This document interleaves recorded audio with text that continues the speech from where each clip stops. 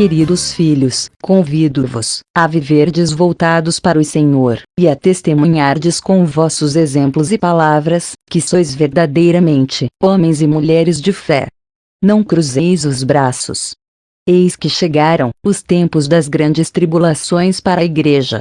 A igreja viverá momentos de grandes aflições, e os homens fiéis hão de chorar e lamentar. Dobrai vossos joelhos em oração. Peço-vos que tenhais a coragem de João Batista.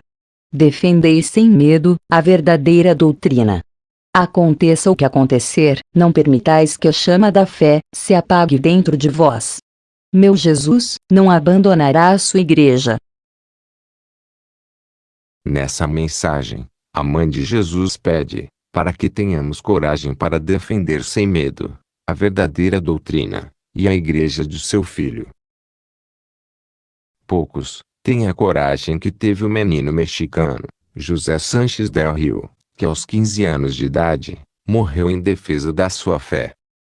José Luiz Sanches del Rio nasceu em 28 de março de 1913, na cidade de Suayo, província de Michoacán, no México. Vivia uma vida comum, como qualquer outro menino do interior do México. Até que, esta normalidade foi quebrada pela ascensão de Plutarco Elias Calles, à chefia do poder daquela nação. Este presidente empreendeu em todo o país uma das maiores perseguições que a Igreja Católica sofreu no século XX, com o pretexto de livrar a nação do fanatismo religioso. Plutarco Calles iniciou uma investida militar contra sacerdotes, religiosos e fiéis leigos que demonstrassem qualquer sinal da fé católica. Confiscou todas as igrejas, prendeu e matou padres, freiras, bispos e frades, dentre muitos outros.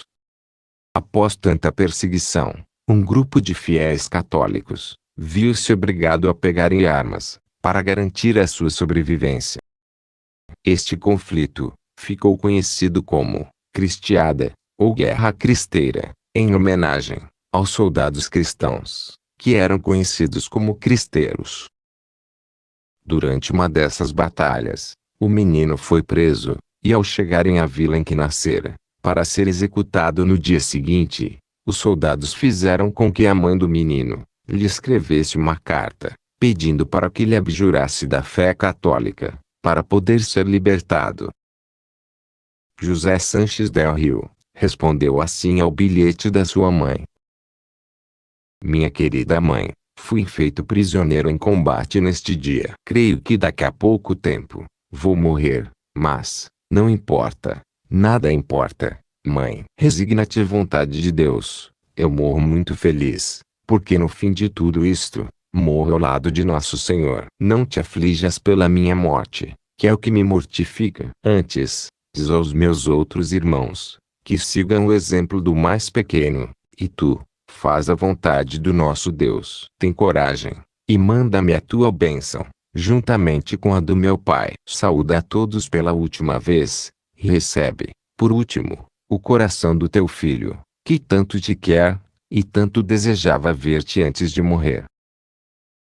No dia seguinte, 10 de fevereiro de 1928, sexta-feira, o menino que estava prestes a completar 15 anos, ofereceu a sua vida terrena, para não perder a vida eterna, ao lado de Jesus Cristo, em quem ele depositou a sua fé, com bravura e fidelidade. José Sanches del Rio foi declarado beato pelo cardeal Saraiva Martins, na cidade de Guadalajara, no dia 20 de novembro de 2005. Foi canonizado na Praça de São Pedro, no dia 16 de outubro de 2016. Um simples menino teve a coragem que muitos homens e mulheres de fé não têm. Na época em que vivemos, nós dificilmente teríamos a coragem de chegar nesses extremos, de sacrificar a vida pela nossa fé. Mas, quantos nos dias de hoje perdem a fé por simples motivos? Colocam a sua fé em dúvida por motivos banais.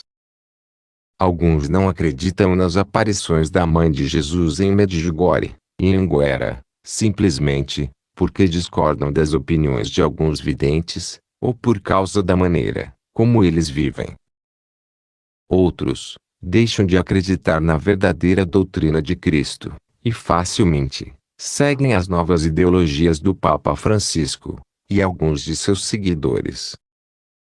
Ou seja, muitos têm uma fé tão frágil que se deixam iludir facilmente por pessoas mal intencionadas, que buscam apenas defender os próprios interesses.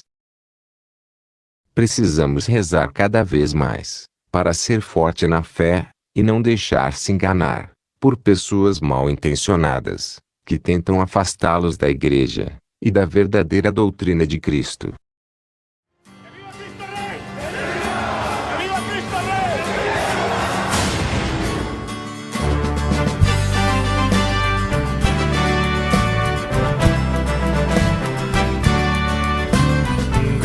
De guerra se escucha en la faz de la tierra y en todo lugar. Los prestos guerreros empuñan su espada y se enlistan para pelear. Para eso han sido entrenados